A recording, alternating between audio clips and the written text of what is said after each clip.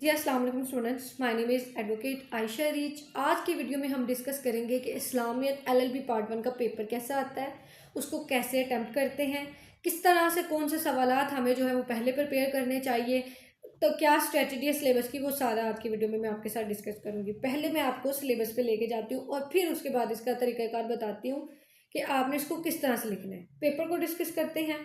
Paper को जब हम समझेंगे ऑटोमेटिकली हमें जो है सिलेबस की समझ आ जाएगी। सबसे पहले इसमें आते हैं शॉर्ट क्वेश्चन। 10 शॉर्ट क्वेश्चन होते हैं और इट्स कंपल्सरी कि आपने उनको हर हाल में सॉल्व करना है।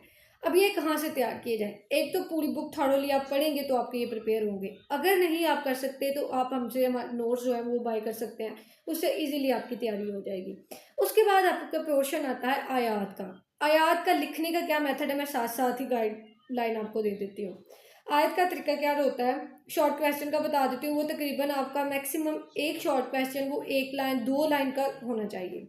उसके बाद जो आयात हैं वो आपने इस तरह से लिखनी है कि आयात का तर्जमा बामायनी याद करें, यानी आपको समझ होनी चाहिए कि इस आयत में लिखा क्या गया है। ठीक है, वो 26-27 आयात हैं, तो उनमें से अगर आप हाफ भी कर लेते हैं तो वो भी ठीक है, क्योंककि 2 आयात पेपर में आनी है जिसमें से आपने एक अटैम्प्ट करनी है।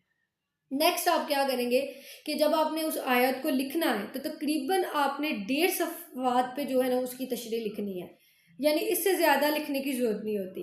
और तर्जुमा अच्छी तरह से याद होना चाहिए। फिर ये 10 नंबर का क्वेश्चन है, तो 10 नंबर के लिए इतना काफ़ी है, क्योंकि हमने टाइम को मैनेज करना है। टाइम मैनेज करना नहीं आता और अक्सर बच्चे जो है ना वो इस्लामियत की तैयारी भी नहीं करते, जिसकी वजह से उनके नंबर जो है वो कम हो जाते हैं।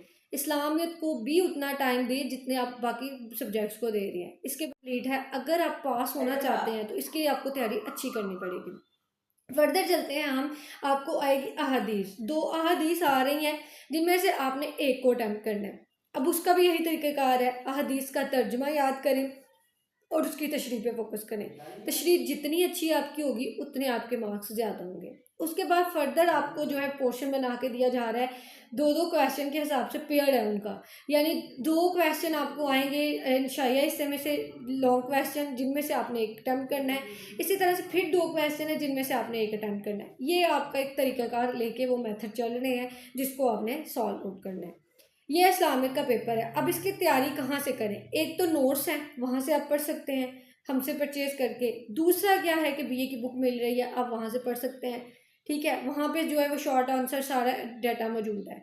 बाकी जो एलएलबी की अभी बुक जो चल रही है मार्केट में, आप वहाँ से भी तैयारी कर सकते हैं। ये तरीक़ाकार है, इसको छोड़ना नहीं है, इंपॉर्टेंट बुक है और अच्छी वाली इसकी तैयारी होगी तभी आप एग्ज़ाम में कम्पीट कर सकते हैं।